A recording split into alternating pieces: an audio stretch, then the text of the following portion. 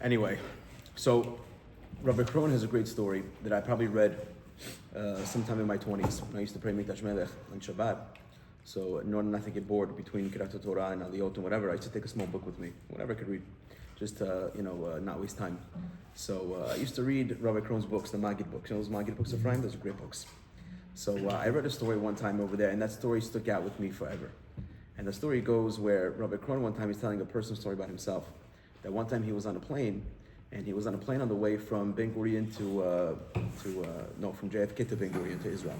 And as he's going there, he says he notices that a very big rabbi from his neighborhood is sitting right across from him, meaning to say in the same row but across on the other side. And he noticed that the rabbi is acting very strange. He's saying that every single time, the way with tzaddikim is that they say that you could learn more from a tzaddik by observing him than you could do from when he's teaching you. So he said, this is a perfect opportunity. I'm going to observe him. I'm going to see how he acts. But again, he was acting very strange. He said that when everybody, when the stewardess brought the food over to everybody, this rabbi was not, he was eating, but he wasn't making any bracha. Mm-hmm. Usually he says that, the Rabbanim, they make a bracha, heartfelt brachot, and they take it nice and slow. He said this rabbi, he noticed that everybody is everyone's getting up, washing their hands, coming back, making hamotzi. This rabbi is just eating without making any bracha. And all of a sudden he says, everybody gets up to pray mincha. They go back of the plane, and the rabbi's not getting up to pray. And all of a sudden, when it's shacharit time, everybody gets up to the back of the plane, and he's not getting up. He's thinking to himself, he goes, oh my, the guy is... No, he thought the guy was a faker.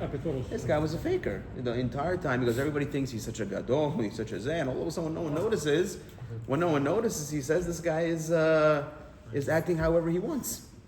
So he goes, I know what's going to happen. He goes, we're going to get to Israel, and there's going to be a whole entourage of people greeting the rabbi. I'm going to be the first guy, tell him this guy is a faker. He's a mizuyaf. He's not real. And he says, I followed the rabbi off the plane. And as I'm following him, and I was correct, a whole bunch of people were waiting for him, but not the bunch of people that I thought. The truth is, he says it was a funeral procession, just like Roman said. And the rabbi's mother, father, whatever it was, passed away, and the body was under the boat, under the plane. And unfortunately, there's a halakha that says that a person, before you bury, you're considered an onen. An onen is a person that cannot do mitzvot. Right? He's patur, exactly. Not only is he patur, it's asur. He cannot. Even if he wants to, he cannot make brachot. Even if he wants to, he cannot pray. Even if he wants to, he cannot, obviously he can do avirot. Right? 100%. There's a Gemara Brachot that talks about it. So he says that, I thought the whole time the guy was a faker. The truth was, he just couldn't. He couldn't make a bracha only before he ate. He couldn't get up to pray. It was, I learned a tremendous lesson, says Rabbi Kron. It's always better to judge people positively, he says. You never know what's going on, he says, in a person's personal life. He says, but at the same time, he says, people have a lot what's going on. I just got a message from my wife.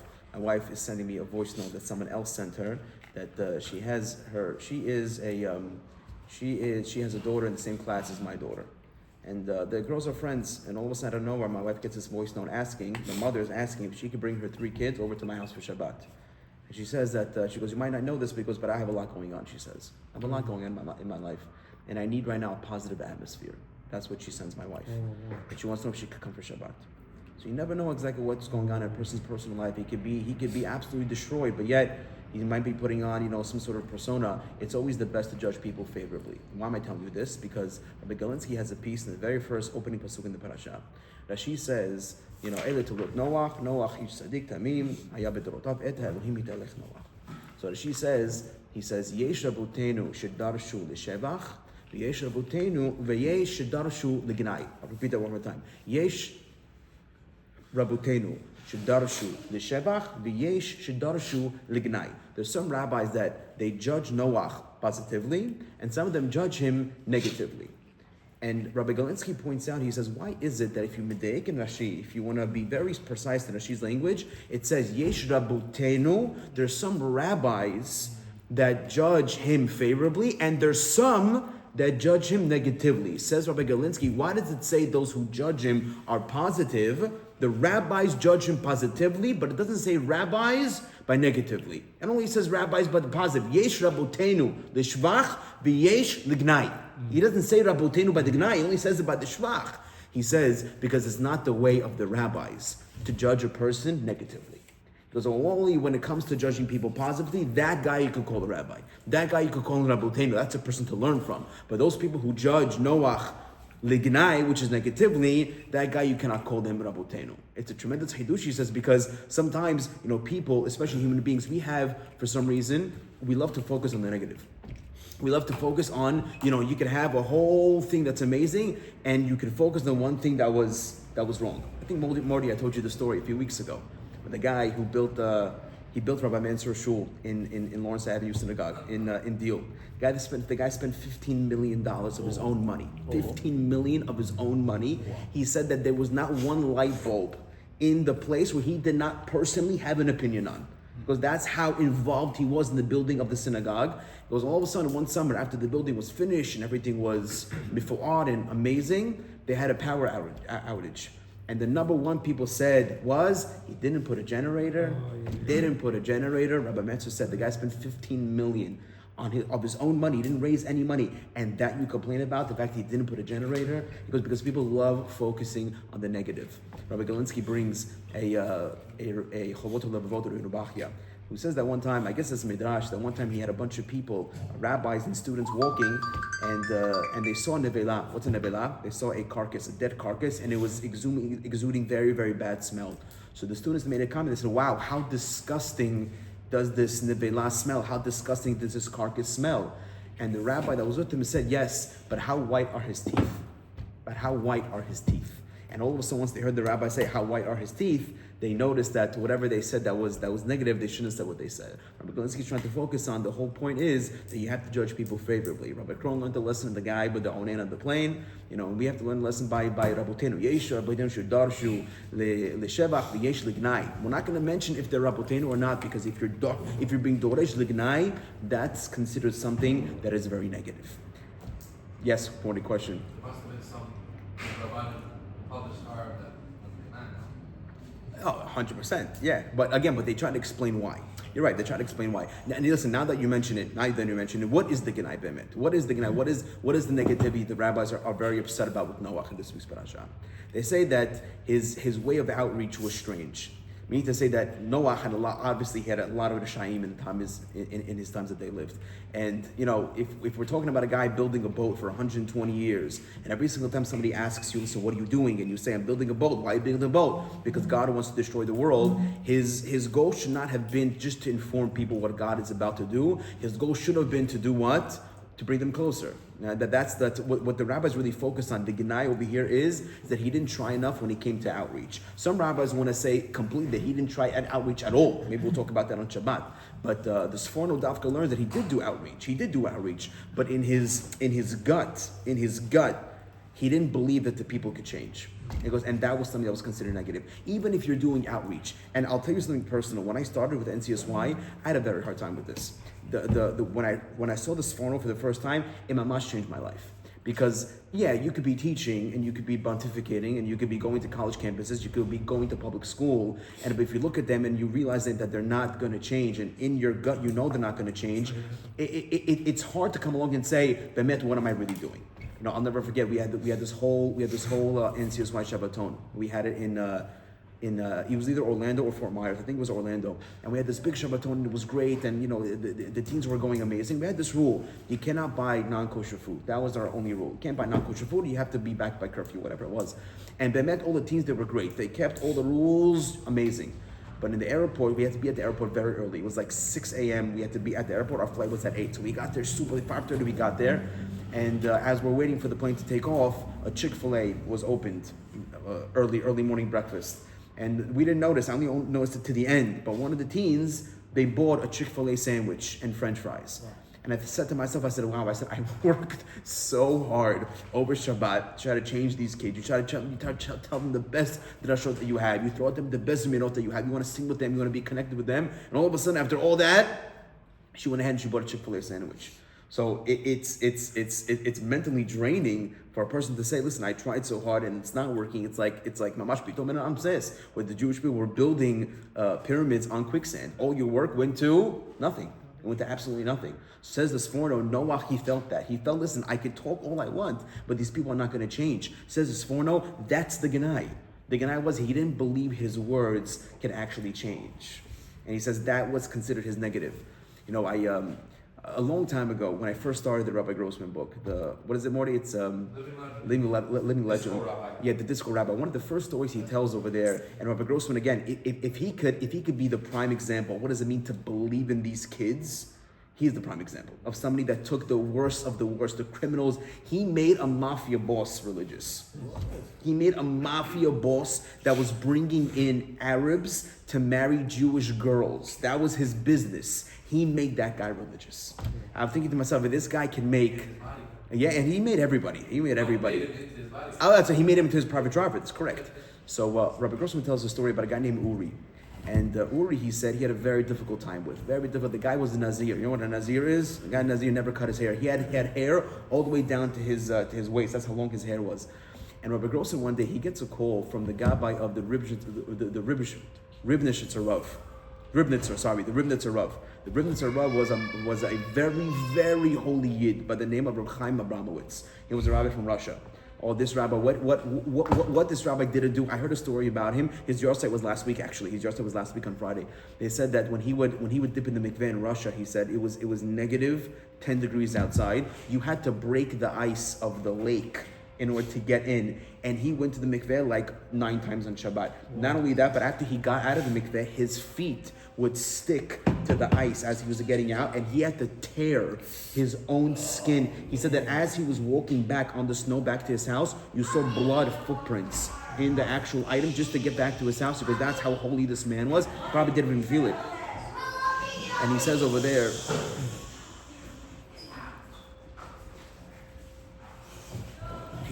that the Rabbi of the Ribnitzer Rav, he called Rabbi Grossman. He said the Ribnitzer Rav wants to come to Migdal Emek. He wants to come to your house in order to be there for Shabbat. Rabbi Grossman said, of course, 100%.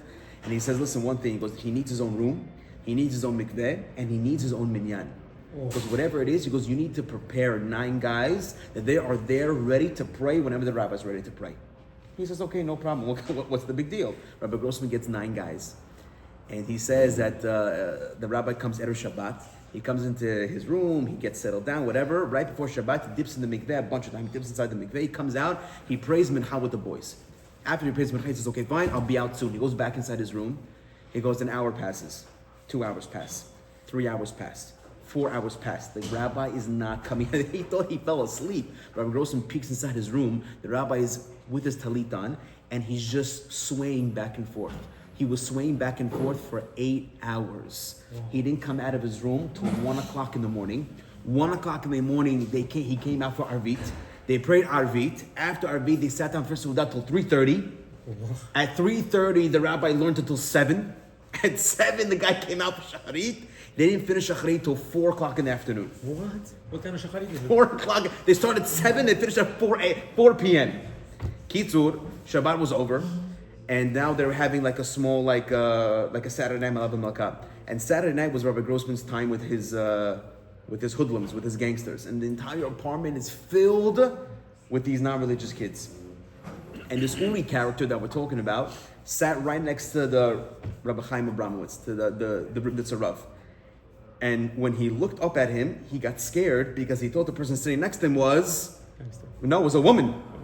Because his hair was so long. Rabbi Grossman said, it's okay, he's really a man. So the rabbi looks at Rabbi Grossman, he says, ask him how much it would cost for me to buy his hair. I want to know how much it's going to cost me to buy his hair. Rabbi Grossman realized that this is a tremendous opportunity. He goes up to him, he goes, Uri, Ruby was suffering from epilepsy. You know what that is? Epilepsy is when you just have these random like seizures and you just fall. It's very dangerous to people, the families of people who have epilepsy. You have to take care of them very well. You have to make sure that if they fall, God forbid, first of all, you can't fall and hit your head on some random stone. Also, when people have epilepsy, they bite down on their tongues very, very, very tight. So Uri was suffering from epilepsy for a very long time. He was on 18 pills a day. This is back in 1970s, 18 pills a day. He says, what happened? He says, Rabbi Grossman goes up to Uri. He says, Uri, you have a tremendous opportunity. He goes, the Ribnitzer Rav is offering right now to buy your hair. He goes, if you tell him the price of your hair is that you should stop having epilepsy, it will happen. But you have to cut off your hair. Uri noticed that this is a tremendous opportunity that he has, and he's thinking, like, you know what? Tell him that if my epilepsy goes away, I'm willing to go for it. Rabbi Grossman goes back to the rabbi. He goes, he's willing to sell you his hair for his epilepsy going away. He said 2 conditions. He gives him his hair and he starts keeping Shabbat. Those are the 2 things that I have. I'm going to buy his hair. Absolutely. Then become Mishiberach. Ribnas Rav comes with the scissors, cuts the whole thing off. He says 6 months later, he says, Uri's old friends, they called him on Shabbat. They said, listen, we're going to the beach, you want to come? He didn't suffer 1 episode yet. He goes, yeah, I want to come. They pull up with the car. The moment his foot steps into the car, he has a seizure on the spot. So after that, he knows, he goes, that's it. He goes, that's it. The rabbi's words are rang true. I'm never being Mechalel Shabbat again. Rabotai, I took a picture of this a long time ago, but I just want to show you what Uri was and what Uri is today. These are the difference. That is Uri on the left, what he used to be, and that's Uri today. That's right. That's what it means, Rabbi Grossman, to believe in the people that you're teaching, even though it might seem like this. I've been working on this guy for the longest time, and I wasted so much time on him, but at the same time, the more you believe that it happens, that's what this Sforno is saying. The Genai is, in this case, the reason why their duration from the negative is because he didn't believe in what he was teaching. The opposite is that sometimes when we do whatever outreach that we do, when you invite somebody over your house to Shabbat, sometimes when you see these fry Jews, wherever they are, he says your goal is to believe in them and then let Hashem take care of the rest. That's what's considered lignai. Anyway, Rabotai, that's not what I came to talk about today. I really came to say a tremendous hidush. What are we up to? 16 minutes. Okay, Rabotai, look at the sheets. We have an unbelievable hidush today. Like I began off by saying, you have a sheet manual? We have.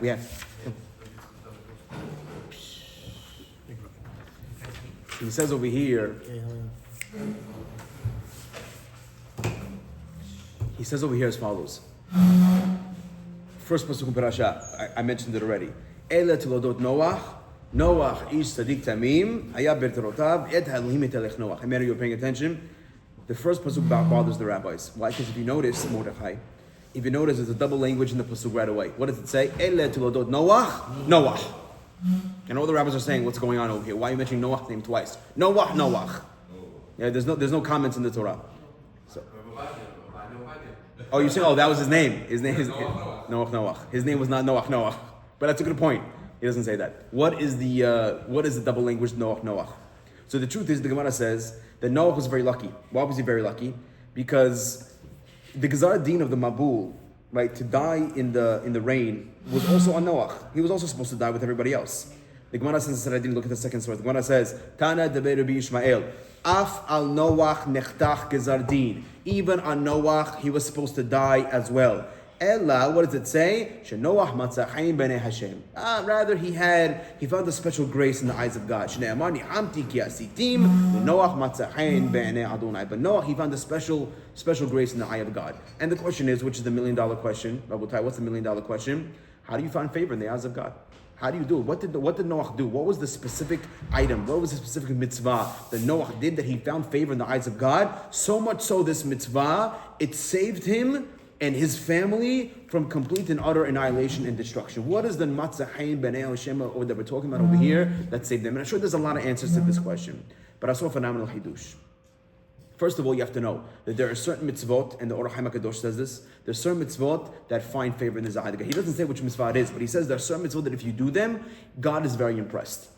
Or HaChaim HaKadosh says in the third source, Kigam, says Or HaChaim, Shayat Tzadik, he was a very righteous man. Lo tatzileno tzidkato. His tzidkut, his righteousness was not enough. It was not enough to save his entire generation, but it was enough to save him and his family. Ella b'chinat hachen shehesig be'emtzaot b'chinat ha-mitzvot. He reached a certain amount of chen. Chen is grace, that by performing certain mitzvot, you find favor in the eyes of God. Kiyesh l'chaladat, says Or HaChaim. You must know, he says, kiyesh mitzvot. There are certain mitzvot, shetu'alatam hi la'amshich chen ala adam. It brings you a grace in the eyes of God on you. Or b'chinat gimel or daled mitzvot. You do all. There are certain 3 or 4 mitzvot of the Or HaChaim. 3 or 4 mitzvot that if you do them, you find a tremendous amount of grace in the eyes of God. But he does not say which mitzvot those are. But he's very lucky because I found the Zohar. The Zohar is in the sefer called Raya Mehemna. He comes over and he says, I'll tell you which mitzvah Noach did that found favor in the eyes of God. Says the Zohar, Noach lekabel yom haShabbat. That's what Noach did. Noach was Shomer Shabbat. And because Noach was Shomer Shabbat, what do you want to ask me, Chaim? There was no such thing as Shabbat yet. No Malacha. Okay, a lot of questions before the Torah was given, but we know many examples throughout the Torah, throughout the 5 books of Moses, and before the Avot. Yeah, Abraham, Yitzchak, Yaakov. Listen, however you could understand it, we're about to see that inside. However you could understand it, Noach was Shomer Shabbat. Says the Sfat Emet, and he elaborates on this idea just a little bit. Look at the very next source. Ita b'Zohar HaKadosh. He quotes the Zohar that we just quoted. Ki Noach hu b'b'chinat HaShabbat. Kibo Shabbat. Noach, indeed, he kept Shabbat. Shehu shoresh habriya. Shoresh, the root of creation, says the Sfat Emet, is Shabbat Kodesh. Shemiyahadim b'Shabbat Kodesh litabek b'shoresh ha'achdut. It connects everybody. Shabbat Kodesh is the day that creates a tremendous union between Am Yisrael and God Himself. Here we go. Shahatzalat Noach b'teva. The fact that Noach was saved inside the boat, Hayta b'chinat Shabbat kemuvan. It was all in Zechut of Shabbat Kodesh. And because Noach kept Shabbat, like we have in the famous song, Yesh Menat Shabbat, El Yishmerini. So therefore God kept him as well, like we spoke about this past Monday night. So he says that is the reason why Noach was saved in Teibat. The mitzvah that he did, the Orach HaMakadosh is telling us that has a special grace, a special chen in the eyes of God. That mitzvah is the mitzvah of Shmirat Shabbat. Now according to this interpretation, the Sfat Emet, now I go back to explain the pasuk, because when the pasuk says Ele Tuladot Noach each tzaddik hayat amin v'dorotav, says the Rabbi, according to this interpretation, that he kept Shabbat. Listen to the following diuk. Rabotai, when it says the word Ele Toledot Noach, what is Toledot, Rabotai? Gentlemen, you tell me, what's Toledot? Well, what is Toledot? Children, it means the descendants, but Rashi says it means Ma'asim Tovim. So Toledot can mean descendants, but it can also mean Ma'asim Tovim. That this is the Ma'asim Tovim of a person. Therefore, now go back to the pasuk with Rashi's new way of looking at it. Ele Toledot Noach, comma. These are the Ma'asim Tovim of Noach. The next word is not Noach, because that's the way we read it, because there's no Nikudot, but the truth is you can also read it as Nach. What's Nach? Hazaku Baruch. Menucha.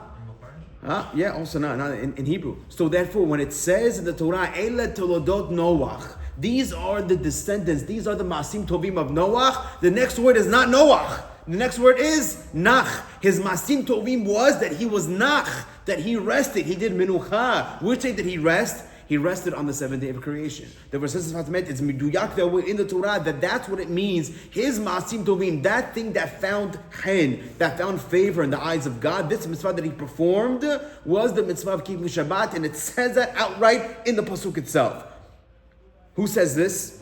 Who says this? He says it in the name of a rabbi called Rabbi Tzvi Hirsch from a place called Rubinoff. Ele Todot Noach, says the rabbi.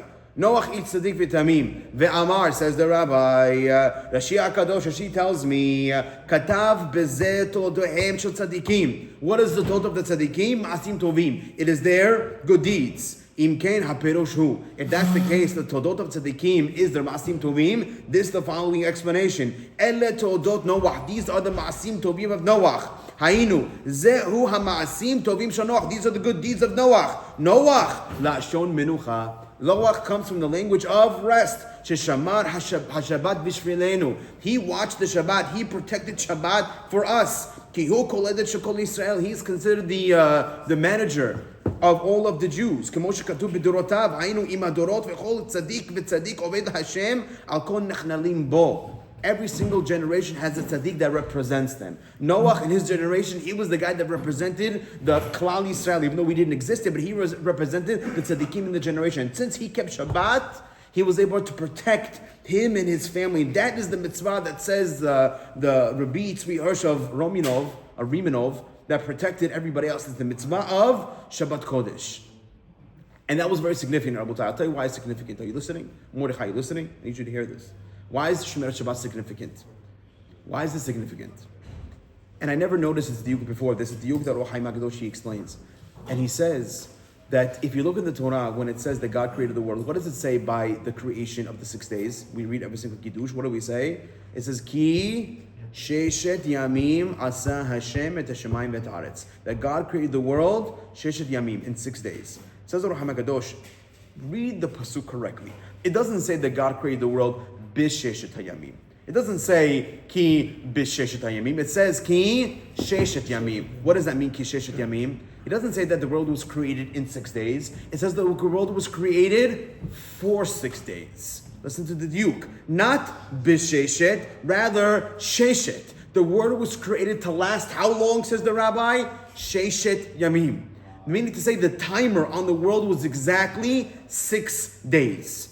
And when Shabbat comes, Shabbat has the ability to renew and recreate another 6-day timer. You know how sometimes if you're playing that race car game on your computer in the arcades and you pass that finish line, and what does it say? The time is renewed. You get more time as you're driving. Shabbat kiviyachol lahavdil is that renewed timer. You pass Shabbat, you just pass the checkpoint in time or in the world where the world is recreated. And there says Rahim HaKadosh that in every single generation, God is going to put certain tzaddikim that their job is to do Shomer Shabbat to the fullest because they reset the world from the checkpoint so the world can last another 6 days. Because the truth is, this is the reality. The reality is the world has a timer for 6 days. Once the 6 days is over, the world is destroyed. But Shabbat comes along and Shabbat reignites and restarts that timer. But that's only if there is somebody that's being Shomer Shabbat. But if there's nobody that's going to be Shomer Shabbat, the world goes back to Tohu Vabohu. And Noach was that guy.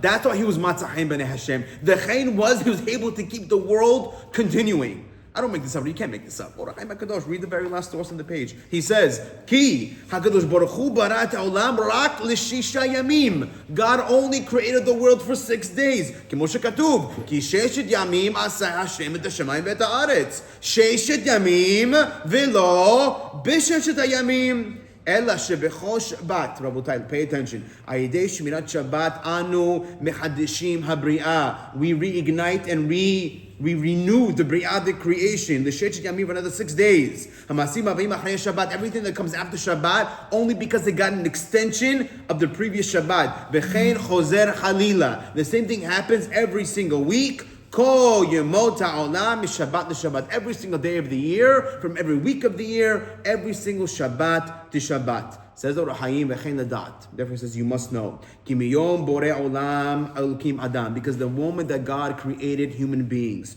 lo chaser ha'olam davar ha'ma'amid tzaddik yisod olam she'u shomer. Turn the page. Shabbat. There's not going to be one guy that doesn't keep Shabbat. At least one guy that doesn't keep Shabbat to his fullest. Ki Adam, because Adam Rishon shomer Shabbat haya. He also kept Shabbat. Not only that, but acharav.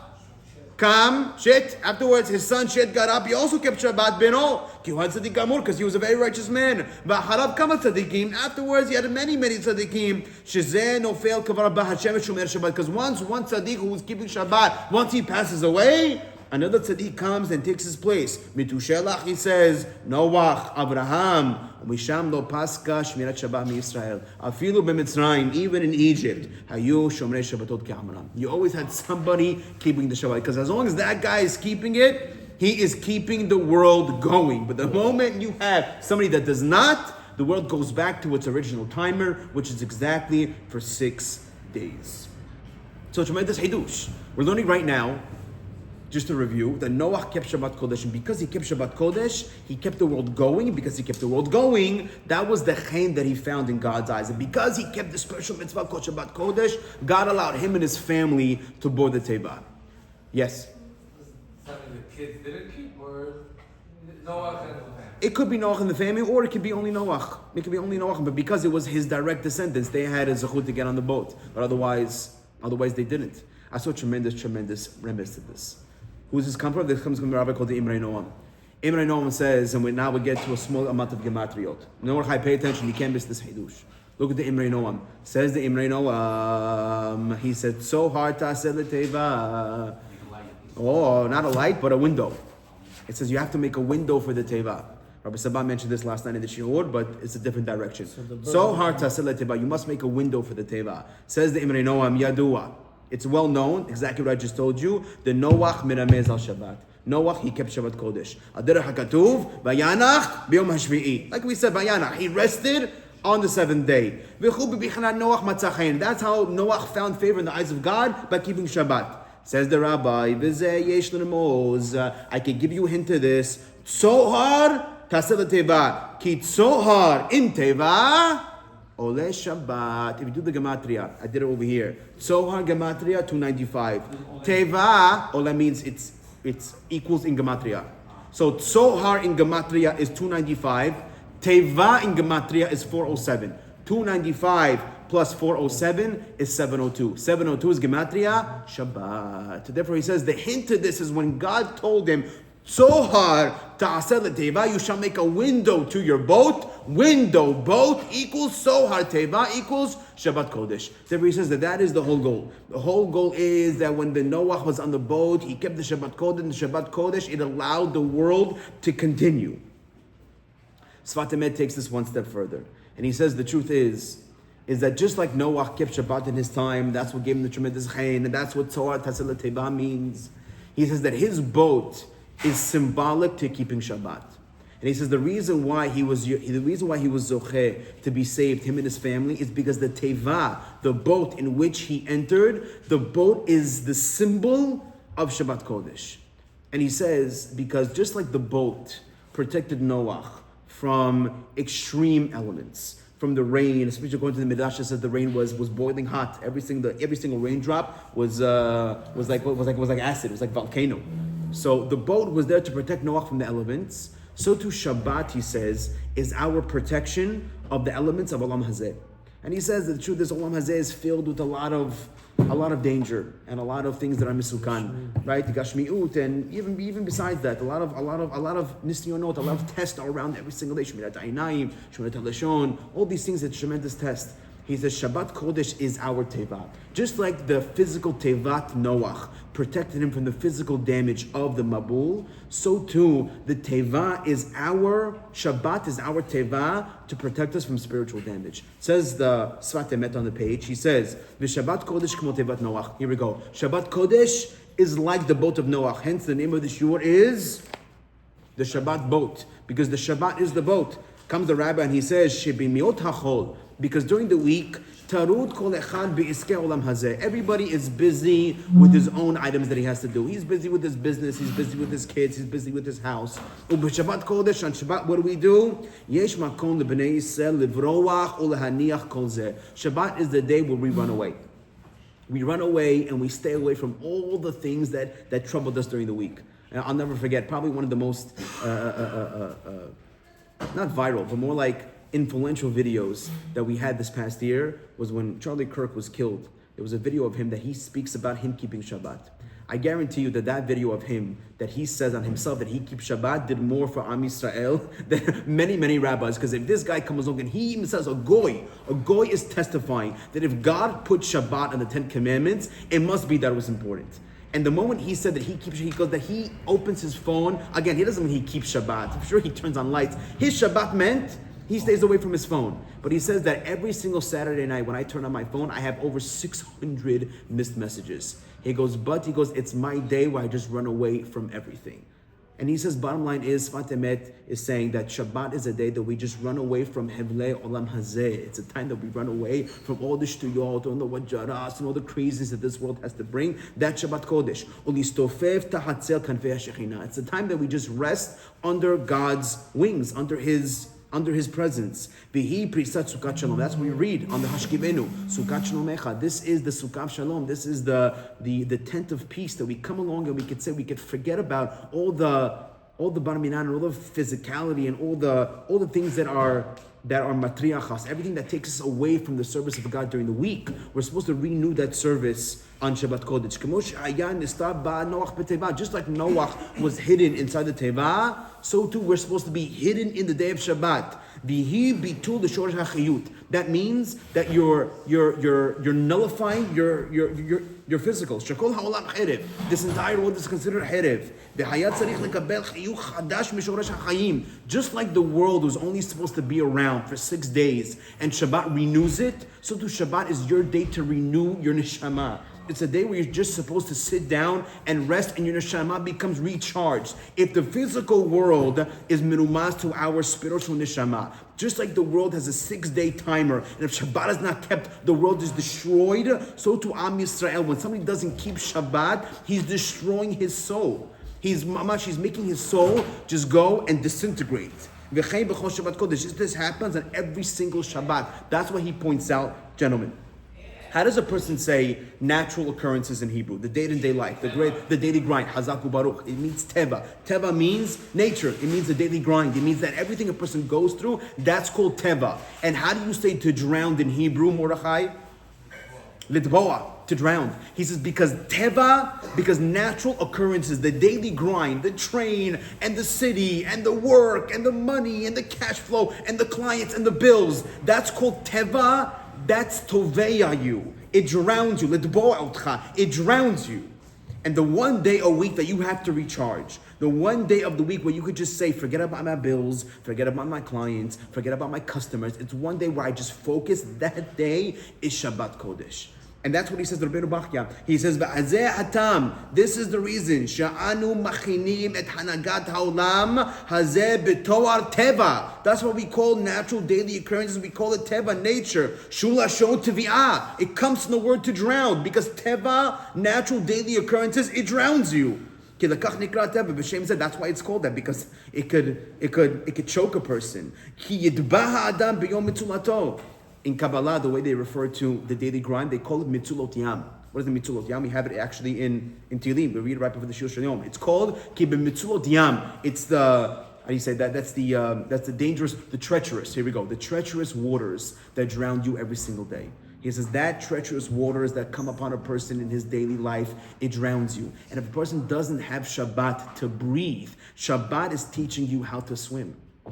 It teaches you to survive the entire week. And without Shabbat, people don't realize it. People just think it's a day where I'm restricted. Shabbat is not a day that you're restricted. Shabbat is the day of the week where you're being recharged. Your entire week, your battery is running without being charged. And Shabbat is the day that your neshama is being fully charged. And then once it's charged, you have the power to go the rest of the week. But without Shmirat Shabbat, your battery is running on extremely low. And he says that is what teaches you how to swim. The daily grind is treacherous waters. Mimutzulot yam. And if you don't keep Shabbat, you are drowning and you don't know how to swim. Says the Rabbi, Kemo sheba mitzulot yam, lo yada lasut b'toveya. The guy doesn't know how to swim and he drowns. After I read this Rubinoff, I got very excited. I'll tell you why. Because there was a Gemara Kiddushin I never understood. The Gemara Kiddushin says that a father has a responsibility to teach his son a few things. A, he's got to teach him, he's got to give him brit. 2, he's got to teach him how to do a umanut, he's got to teach him a job. And then he's got to teach him how to get married. And the Gemara says, V'yesh omrim, he's got to teach him how to swim. This Gemara always bothered me. What does that mean? I understand the first 3. The first 3, you need to survive. Brit milah, that's Jewishness. A job to survive. Getting married, again, that has to do with your life. But what in the world does swimming have to do with anything? According to the Rubinoff, I now understand, because it's not teaching you how to physically swim. It's teaching you how to spiritually swim. It's talking about the swimming of what? Of Shabbat. He says that's why when it says lasud bayam, to swim in the river, it's not talking about physically swimming, because who cares about that? So he doesn't know how to swim. Rabbi Grossman also doesn't know how to swim, by the way. I can tell you from a story after the shiur of how he said on himself that he has no idea how to swim. He once ended up in Egypt. I told the story to my shul. He ended up in Egypt one time. And he didn't know, he was looking for the grave of a great tzaddik called Rabbi Chaim Kapusi. He says while he was there, he says it was pitch dark in the Kabar al Yehud, which is the cemetery of the Jews in Egypt. And he said that when he thought he found his kever, it was pitch black. He was about to walk inside. He says he felt someone grab him by his shoulders and pull him back. He turned around, there was nobody there. He lights a match and he realized that where he was about to go was a well that was 60 feet deep.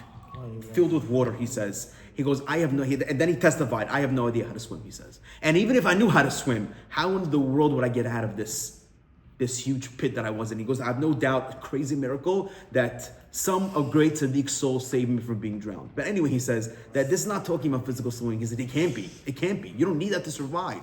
And Lamai, it's talking about where a father has a responsibility to teach his son how to keep Shabbat. Because that's what it means to swim. It means not swim physically, it means swim spiritually. Because if a person doesn't know how to swim spiritually, he drowns by the entire week. Says the Gemara in Kiddushin, the Tanu Rabbanan, Ha'av Chaya Bivno Mulo. He's got to give him brit. Lifdoto, he's got to redeem him. Lamed Torah, he's got to teach him how to learn Torah. Lasio Isha, he's got to teach him how to get married. Lamadu Umanut, he's got to teach him a job. Veish Omrim, Af Lahashito B'mayim. Rabotai, the way according to Rabbi Achi, it's not a physical swim. It's talking about the swimming in the treacherous waters of the Mayim Hazidurim Mitzvot Yam.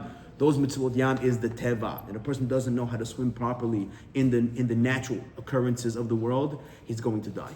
Therefore, he says he's going to drown. Therefore, that is what Noach stood for. Noach matzachein b'nei Adonai. What is the matzachein? How was he zochet to find this favor in God's eyes? The answer is he was that tzaddik ba'olam that kept Shabbat Kodesh. And because he kept Shabbat, God says, you and your children, your descendants will survive.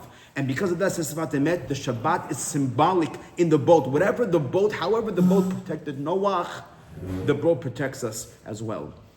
I'm going to end off with one quick story that I said over this past Monday night. I saw it in a book by Rabbi Sutton, Shmirat Shabbat book, talking about telling your kids how to keep Shabbat. He comes over and he says, Chaim, last story, and then you're done. He says over here, I'll read at 10. I have a Yeshua to run to. He says over here, he tells a story that one day he says there was a girl and her name was Rose Goldstein. Rose Goldstein, she came from a family of nine kids, plus the parents, family of 11. And he says that she came from a very poor, poverty-stricken home in Europe. The year was the early 1900s. He says what happened? He says that her father knew that the family would not survive if he didn't send one of his kids to make some money in America. Listen to the story, Chaim. He decided to send his oldest daughter, Rose, to America to stay with cousins. And he brings her to the port somewhere in Europe, to the boat. And he fully realized that maybe this is going to be the last time he ever sees his daughter. So he tells his daughter as follows. He goes, Rose, he goes, things are different in America than they are in Europe. And you might be challenged morally, he told her. But you have to promise me one thing, he says. Promise me one thing. Ki yashma Shabbat, el yishmerini. As long as you keep Shabbat Kodesh, no matter what you have to bend the rules, he says. Do never sacrifice anything for Shabbat. He says, Shabbat, it comes number one in your life. Whatever you do, wherever you find yourself, you must need chizuk in Shabbat. And with those words, he departed from his daughter. He never saw her again after that. And it says that she came to the ports of New York, Statue of Liberty. She gets there, Ellis Island. And she stays with cousins. And she says that her cousins were not religious. And they took her and they gave her new clothing and they cut her hair. They made her into an American girl. And back in the day, it was very hard to find a job. Very hard to find a job. And if you found a job, you couldn't keep it because if you didn't come in on Saturday, you didn't have a job come Monday. Yeah. Rose was very good. She found a great job in a textile clothing making factory. And she was a great worker. But every single Saturday, she came up with another excuse to her boss why she couldn't come in. And all of a sudden, the boss comes up to her one week and says, listen, Rose, you're a great worker and I appreciate the fact that you're here. He says, but I know what you're doing. I know you're trying to take off on Saturdays. He goes, this has to end. This has to stop. You don't come in this Saturday, don't come in on Monday. Don't bother coming in on Monday. She comes home and she tells her aunt and uncle. And the aunt and uncle were not religious. So they told her, listen, Rose, you can't, this is what it is. In America, people don't keep Shabbat anymore. No such thing. Shabbat was considered an old country type of thing. Because now that you're in the new world, all the rules of old Europe you shed. Just like you got redressed and you cut your hair, you have to revamp the way you act. And Shabbat is not really a thing that they do in America. And by the way, they told her that if you do keep Shabbat this week and you don't, and the boss ends up firing you, because they don't have a place to stay here either. They got very upset with her. Now she doesn't know what to do. Now she's internally struggling. She says, I don't know what to do, but my father told me, Shabbat el yishmerini. So what does she do? That Saturday, she pretends that she's going to work. She leaves the house early in the morning and she goes to the park. And she sits in the park the entire day. And she's looking around, she's looking at the birds chirp, she's looking at the dogs. And she starts singing a song that Ashkenazim sing. That song is called Yona Matzah Ba Manoach. Yona Matzah Ba Manoach. Ay, ay, ay. That song, what is it talking about? This week's parasha. It says that when Noach sent the dove to know whether or not there was land to be landed on, it stopped raining, he sent the dove. And the Midrash tells us the dove landed when? On Shabbat Kodesh. It had a rest, it had menucha on Shabbat. So she started singing that song, Yona Matzah Ba Noach, just saying over and over again. And after the song was over, and after Shabbat was over, she got up, she said, and she walks home. As she gets home, her cousins and her aunt and uncle, they all greet her and they're saying, Rose, what are you doing? Thank God you're alive. And she says, thank God I'm alive. What happened? I said, you didn't hear what happened at the factory? Were you not at work today? She goes, I wasn't at work today. 1911 in Greenwich, Manhattan, New York, was the famous Triangle Shirtwaist Factory, where 123 women, all Jewish women, 1911, Triangle Shirtwaist Factory in Greenwich, Manhattan. There was a massive fire, Greenwich. There was a massive fire, and it killed 123 Jewish women that went to work that day. But because of her Shmirat Shabbat, because of the fact that her father told her, if you keep Shabbat, the Shabbat will keep you, I promise. And she went through a tremendous moral struggle. But she said to herself, as long as I'm keeping Shabbat, I know that Hashem will save me. That is Tevat Noach. Tevat Noach is when we have this Tevat, we have this boat. That is the Shabbat boat that we're talking about. You know, if you tell this to some secular, burnt out Jew, he's going to tell you, okay, listen, it's a day of all restriction. But the depthness of it is that it's not a day of restriction at all. It's a day that we recharge our battery. Just like the world cannot survive 6 days. The limit of the world is 6 days. And Shabbat recharges it. So through Shabbat is there to recharge our soul. We could also not last. And everybody that you see lasting, they're really dead inside completely. And he says that is the goal. The goal is, even though of course everybody here would never have dream of breaking Shabbat, chas v'shalom, but the hizuk is there. The hizuk means that when you strengthen, especially this year, Rabotai, I have to tell you news. And even though we're 11 months away, but Rosh Hashanah this year falls out when? Falls out on Shabbat. Again? And not again. Last time it happened was 3 years ago. And the Gemara says that any year that we don't blow the shofar in the beginning, you cry at the end. And I can bring you cases, Rabotai, October 7th. Twin Towers. Yes, that was the year we didn't blow shofar. Holocaust, the year the Holocaust broke out. A lot of tragedy and calamity happen in years where you do not blow the shofar on Shabbat, Bar Minan, you cry at the end. And the Gemara says, what is a way to protect yourself from not blowing the shofar that year? It's the Shmirat Shabbat, because the Shabbat is there to protect you. Therefore, as long as you are mehazek in the inyan of Shmirat Shabbat, even though we're not going to blow the shofar this coming Rosh Hashanah, which is a very long time away, but yet we have to mentally prepare ourselves. And remind me when I tell you this in 11 months from now, the Hizuk and Shmirat Shabbat is the thing that we have to focus on the most right now, because like I said, it's a Tevat Noach. It allows not only to recharge the world batteries, it recharges your own neshama batteries. And therefore, the more you mitchazek, the more you learn every single Shabbat, it should be a few halachot, just to renew it for yourself. Renew the law so the law is fresh, the day is fresh for you. I always pray in my Shema Kolenu by Mincha Time, Erev Shabbat, I always say to myself, Hashem, please, give me the koach to talk a lot with my Shabbat Kala. The Shabbat is considered a wife. It's considered a Kala that's here to stay, and she comes only once a week. You should want to have this tremendous relationship with her, because the more you have a relationship with her, the more she has a relationship with you. The Midrash says that every single day of the week is married to each other. Sunday is married to Monday, Tuesday is married to Wednesday, and Thursday is married to Friday. Then Shabbat came to God, and Shabbat said, Hashem, who am I married to? God says, don't worry, you have the Jewish people to be married to. And just like in couples, they protect each other. If you have a good marriage, good shalom bayit, they're always defending each other. The husband defends the wife, and the wife defends the husband. And if any of them, once they get in trouble, they always have the Melitz Yosha, they have the person to protect them. Am Yisrael, we have Shabbat to protect us, but that's only if we're not cheating on her.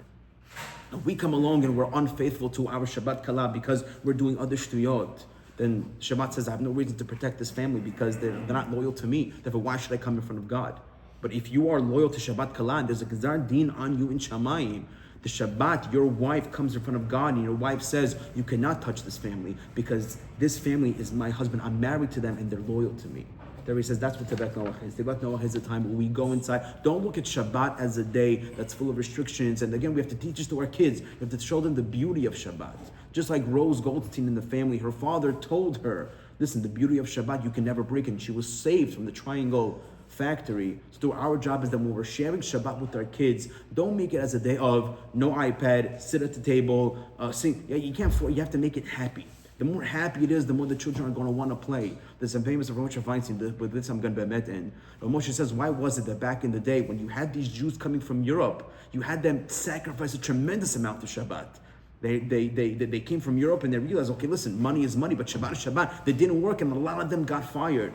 and they sacrifice. There's a rule that says that when you sacrifice for God, there's nothing greater than Mesirut Nefesh. That says, Rav Moshe, if that's the case with these people, these old Jews from Europe, they sacrificed, they had Mesirut Nefesh, then why did their kids go off the derech? A lot of the children that came in from these old European families that came into New York, the shores of New York, by the time of day was 1940s, 1930s, their kids were not keeping Shabbat. And Rav Moshe wants to know why. Why is that? The answer is because when they showed up to their homes and they were talking about Shabbat, they kept Shabbat, but the way they were talking about it was in a negative way. And they gave off a negative connotation. Exactly. They came along and they said, listen, I lost my job, honey. Why? Because I'm keeping Shabbat.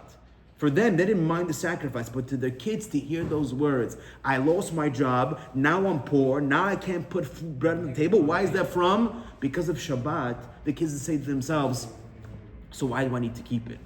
That's why a lot of them went off. That's what he says, the whole key, the fact that the Gemara says you have to teach your child how to swim, and the swimming is referring to Shabbat, you have to make it happy for them. You have to not only tell them what keeping Shabbat means, but you have to tell them how awesome it is.